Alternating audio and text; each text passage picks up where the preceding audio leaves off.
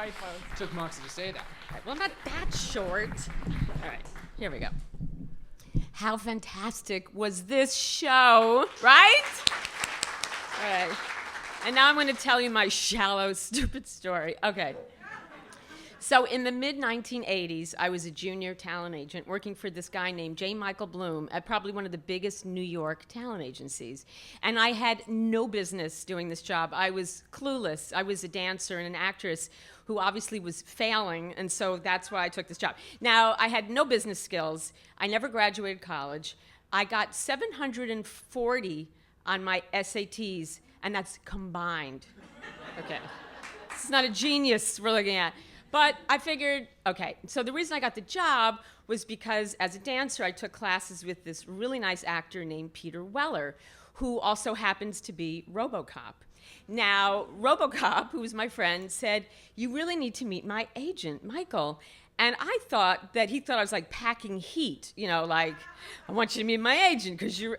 No, he said, you have people skills. You should go, and which meant you're not good at this. Go do that. But you can't turn down a dude who makes a living wearing aluminum siding. So I said, fine.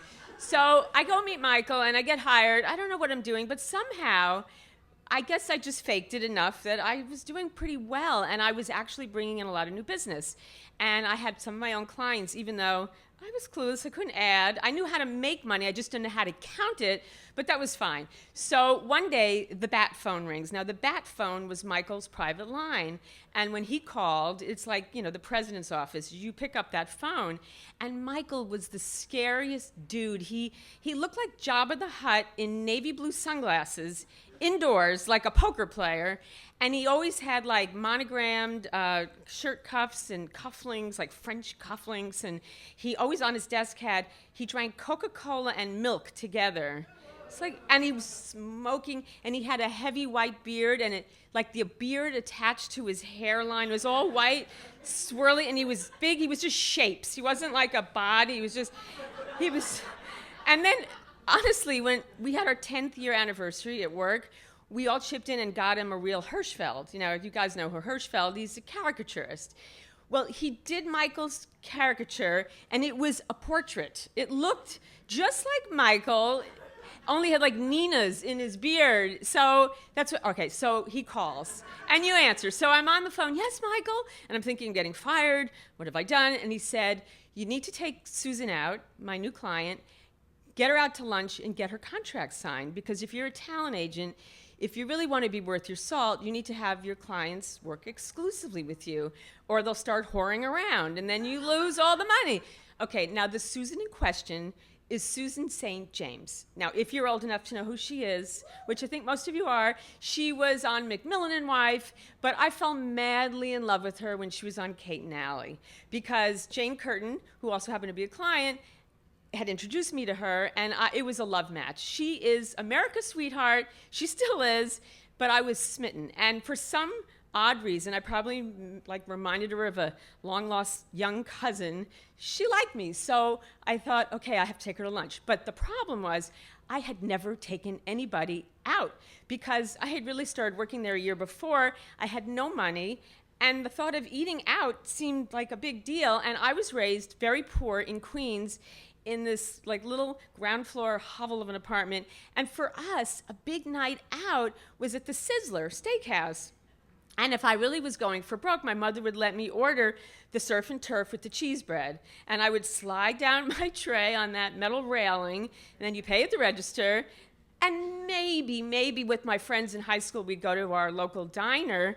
And that was it. And when my parents took me to a diner, they had convinced me that those jelly-filled mints at the register was dessert. So I had no understanding. And I also was raised in a house, I might add, a very Jewish household, where if you know a lot of Jews, you know that we talk with food in our mouth while we're eating, so things are spraying. And then to make it worse, we had a hot ground floor apartment, and I think we had like the furnace for the whole side of our building in the apartment. So it was so hot. My mother dined in her brassiere and her underpants, and she was a very buxom woman. And like you'd food in our on our continental shelf, things. It wasn't appetizing. So I had no understanding about how to take pretty much a famous person to a good restaurant. So I thought, okay, so I call Susan. I'm so scared. I say, Susan, I want to take you out to lunch. I want us to talk about contracts. And she says right away, great. Can I bring my husband? And I say, great. Now, her husband is Dick Ebersol. Now, Dick is the president of NBC Sports. And he's a lovely guy, but he's so fucking scary. He's very white, and he's athletic, and he wears like lime green golf pants. And I don't know from this world. And I never went to a country club, but I'm faking it till I make it. I say, great, next Tuesday I'll call you back and I'll tell you where we're gonna eat. So now I'm thinking, okay, it has to be fancy. I don't know restaurants in Midtown Manhattan. So I picked the one that's close to my office in Midtown, and it's called La Cascade. And I picked it based on its name, because La Cascade, it sounds fancy. And it's 3 blocks from my office. It's right near Saks Fifth Avenue.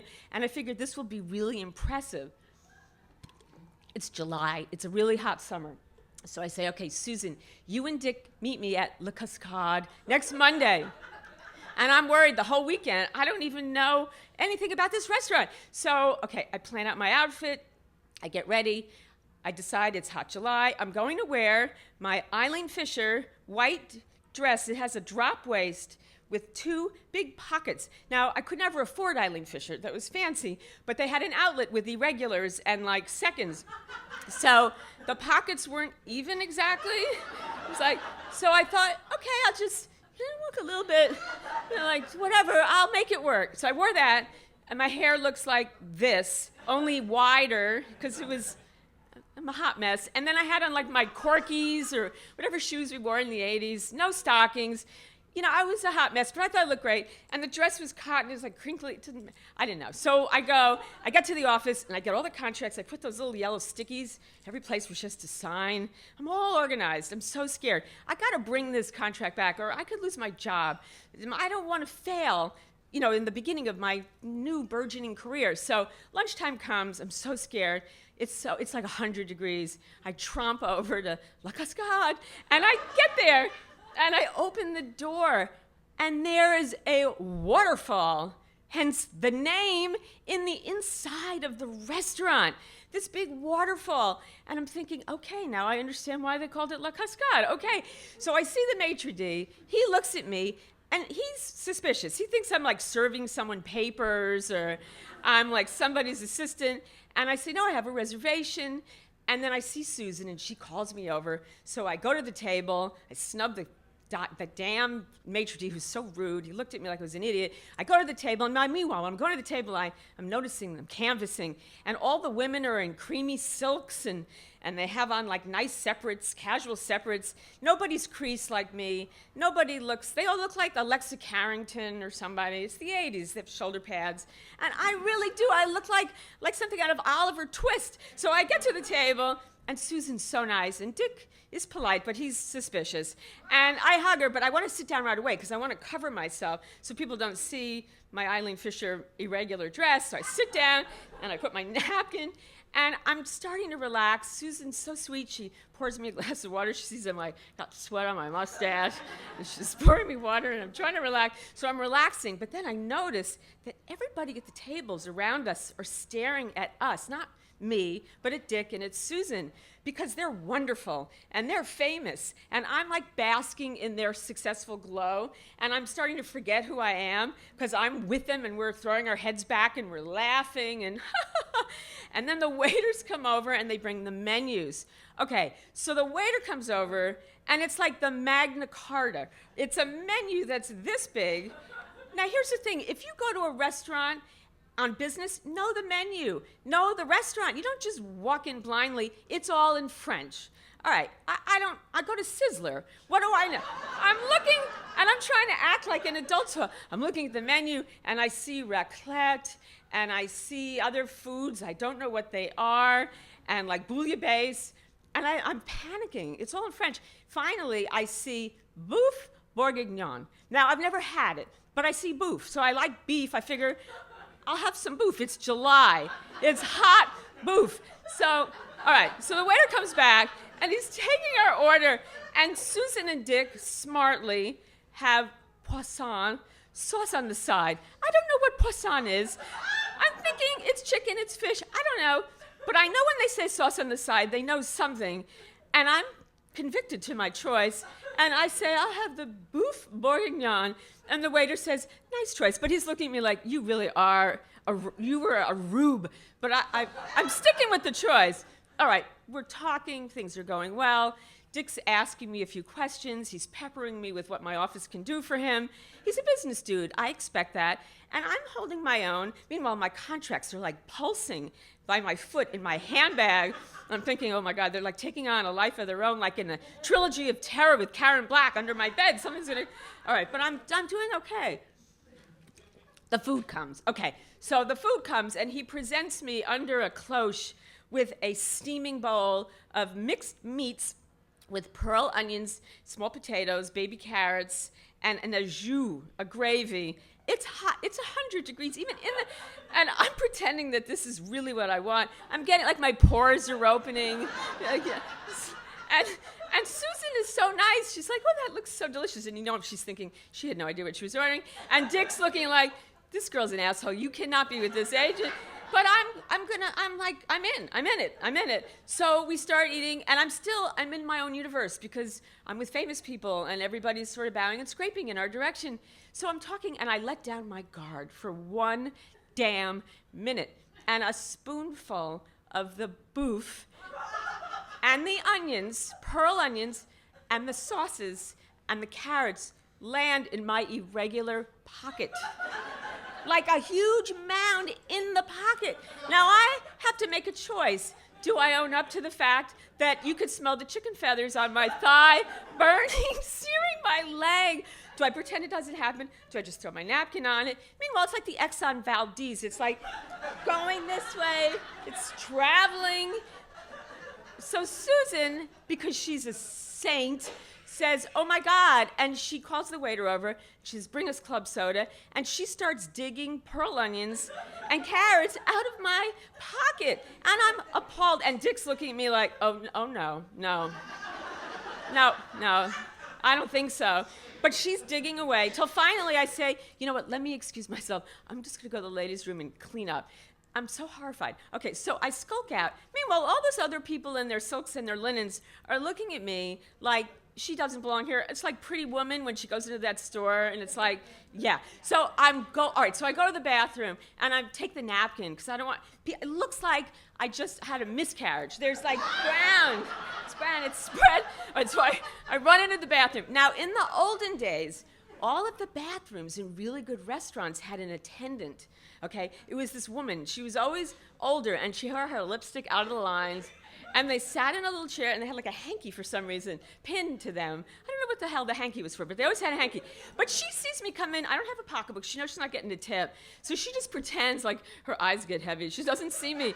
And I proceed to lift my dress and dump the contents into the sink. But it's an old-style sink, so it has a very tiny drain. So I'm pushing the carrots in the drain, and the pearl onions, and the sauce, and I get it all out, and she's still like, she's like Eastern Bloc angry. She's not interested. I get it all out. All right, so now I'm just dirty. So I think, okay, I gotta wash it. So now, all right, I'm lifting the dress. I'm wearing like Hanes for hers, my underpants, and they were so old, my underwear, because I was so poor. You know when you wear underwear and it has that elastic that seems errant? You don't know where it came from, but it's hanging off your underwear? You know what I'm talking about? I had that on, all right, and I'm lifting it, and there's, after I get it, like, to a crew, it's not white, I get it, but now I gotta dry it. I can't go back out like that, and there's a hand dryer at eye level, but eye level for, like you, not me, it's eye level, like for a man, and the only thing I can do is lift my dress over my head and dry it. And I'm just praying nobody come in the bathroom. Nobody come in the bathroom. Because I have on my like shoddy bra and my shitty panties, and I'm drying myself in this fancy restaurant, and I still have like this thing. All right, so I get reasonably dry, but I think I gotta go back to the table. What if they've left? I got the contracts. All right, so I skulk back out, a little wet, but just a crew. I'm not, brown anymore. And I sit down, And because it's Susan St. James, and I swear to God, this woman is a saint. She is. She says, where are those contracts we talked about? Let's celebrate. Let's order some champagne. And I'm thinking, oh my God, there is a reason I'm in love with this woman. She's heaven. So I take out the contracts, and I turn to all the tabs, and right where she signs her name is like giblets. You know, it's right there. And she says, perfect, we'll always remember our first contract. And we were together for years after that, because that's the kind of person she was. So this is what I've discovered. We all have our shortcomings. God knows I have mine. But you can embrace them, and you can try to be a better person, but own who you are. Surround yourself with people that you respect, that you love, that you trust, that are kind, like you want to be, and life will be wonderful, and you could be really successful, whatever you choose to do, no matter how many problems you're going to face. And I have chosen my friends. Some people choose their friends based on who will get up at 2 in the morning and help me change a tire. Well, from then on, I base my friends on who will take out pearl onions from my irregular pocket. Thank you.